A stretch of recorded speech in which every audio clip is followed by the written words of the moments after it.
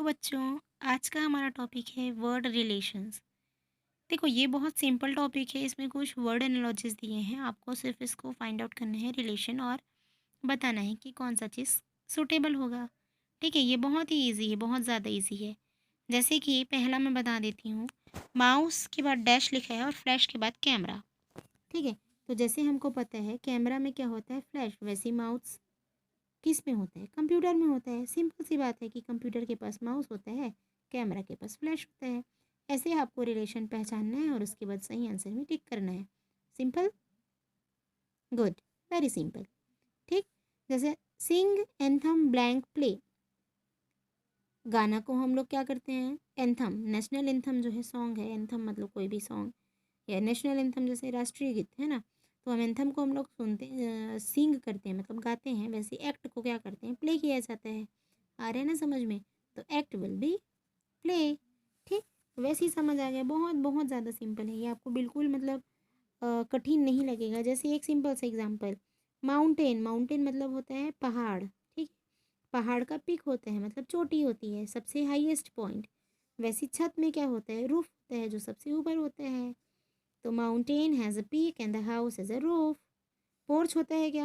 हाँ होता है घर में, पर पोर्च को हम लोग ऊपर बोलते हैं क्या? नहीं, रूफ मतलब सबसे ऊपर पोर्शन, जैसे माउंटेन का सबसे ऊपर पोर्शन को पिक बोलते हैं। ठीक, वैसी।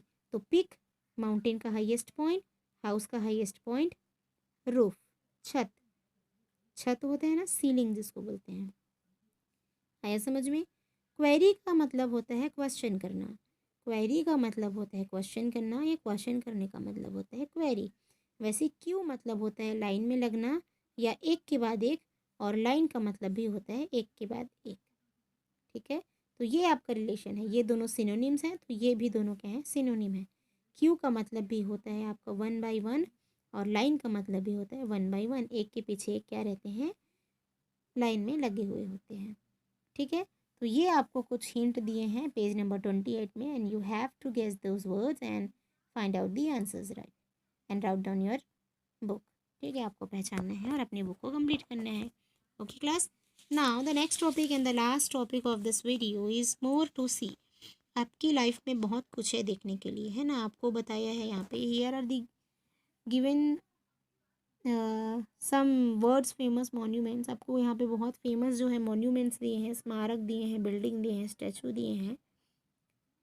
आपको उसको पहचानना है कि ये बिल्डिंग कौन सी है या स्टैचूज कौन सी हैं। ठीक है, स्टैचू के बारे में तो नहीं, जनरली बिल्डिंग्स के बारे में दिया है। ठीक है, फेमस मॉन्यूमेंट्स के बारे में दिए हैं। तो सबसे पहला पढ़ूँ मैं, क्या दिखा है? आप लोगों को पढ़ने आता है कि नहीं? अगर आप लोग को पढ़ने नहीं आता तो जब मैं वीडियो बनाती हूँ ना, तो मैं जो चीज़ वर्ड को बोलती हूँ, या जो भी चीज़ मैं आपको बोलती हूँ, आपको उसको साथ में रिपीट करते जाना है। आप लोग को फिर वो चीज़ समझ में आ जाएगी। नहीं तो मैं आपका टेस्ट लेने के लिए मैं क्या करूँगी, आपको एक ऐसा वीडियो बनाने बोलूँगी, या ऐसा ऑडियो बनाने बोलूँगी जिसमें आप किसी एक पैराग्राफ को पढ़ते हुए रहें। ठीक, किसको किसको पढ़ने नहीं आता है आप मुझे बताएंगे इंग्लिश का। ठीक है, इंग्लिश या हिंदी की राइटिंग, नहीं तो मैं डिक्टेशन कराऊंगी आपकी क्लास में। ठीक है, डिक्टेशन कराने से समझ में आ जाएगा क्या? एक आध दिन, फिर नहीं तो मैं लाइव क्लास फिर लेके डिक्टेशन कराऊंगी। ठीक है ना। पहला क्वेश्चन पढ़ती हूँ। It is the royal palace in the Versailles region of France and it was build by kings Louis 14 in the late 1600s।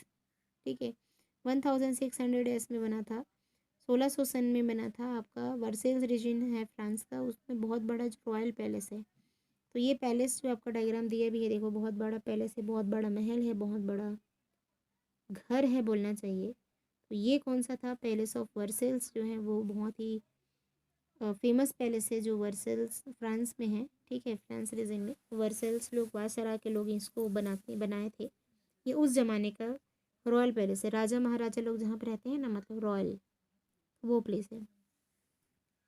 Second में भी वैसे ही आपको हिंट दिया है। It is an observation tower which was built in the city of Washington in 1962। ये आपका जो tower है वो वॉशिंगटन में है आपका, और कब बना था, 1962 में बना था।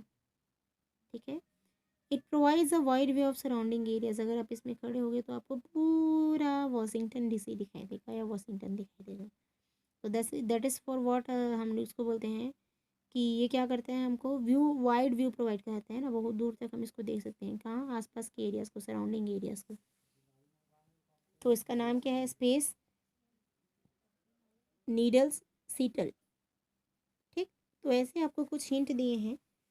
आई होप आप लोग को समझ में आ ही रहा होगा, नहीं आ रहा है तो अब बताइएगा। ठीक है, जैसे एक ऐसा बोल रहा है, it is the gothic monastery church in London. ये एक गोथनिक मोनास्ट्री चर्च है जो लंदन में है, राजा महाराजाओं का है।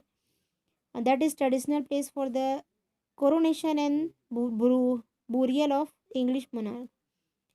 तो लंदन का बहुत बड़ा जगह है, या हम लोग बोल सकते हैं महल है या भवन है, जहाँ पे राज तिलक होता है। राज तिलक समझते हो, जैसे कि राजा हैं तो वो राजा बनेंगे या राजा राजा हैं, उसके बाद अगर राजा एक्सपायर हो गए तो राजा के जो बेटे होंगे वो वहाँ राजा बनते हैं।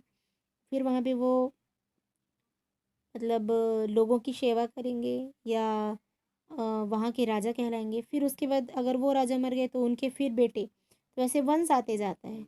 या जो राजा बनने वाला है उसका वेलकम करते हैं, उसको तिलक लगाते हैं, तो उसको बोलते हैं राज तिलक। तो ये ऐसी जगह है लंदन में जहाँ पे मतलब ट्रेडिशनल प्लेस है, ठीक है, बहुत ही ट्रेडिशनल प्लेस है, जहाँ अभी भी कोरोनेशन होता है या राज तिलक होते हैं। और बुरियल, बुरियल मतलब होता है दफन करना, मरने के बाद का जो प्रोसेस है ना, जब बॉडी को हम लोग क्या करते हैं, मिट्टी में दबाते हैं, तो वो दफन भी यहाँ पे किया जाता है ना। इंग्लिश मोनार्ची मतलब अंग्रेजी राजाओं लोग का, अंग्रेज लोग का, ठीक है, लंदन में बना हुआ बहुत ही बड़ा प्लेस है, ट्रेडिशनल प्लेस। ठीक, तो ये कौन सा है आपका, इसका नाम क्या है, वेस्टमिंस्टर एबे। क्या नाम है इसका, वेस्टमिंस्टर एबे। ठीक, तो ये आपको हमारा यहाँ तक का पेज नंबर 29 तक का आपको कंप्लीट करना है। और आप लोग को समझ में तो आ ही गया होगा।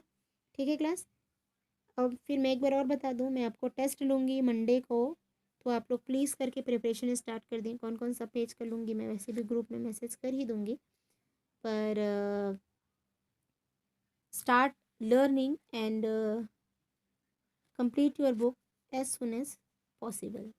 Okay, bye.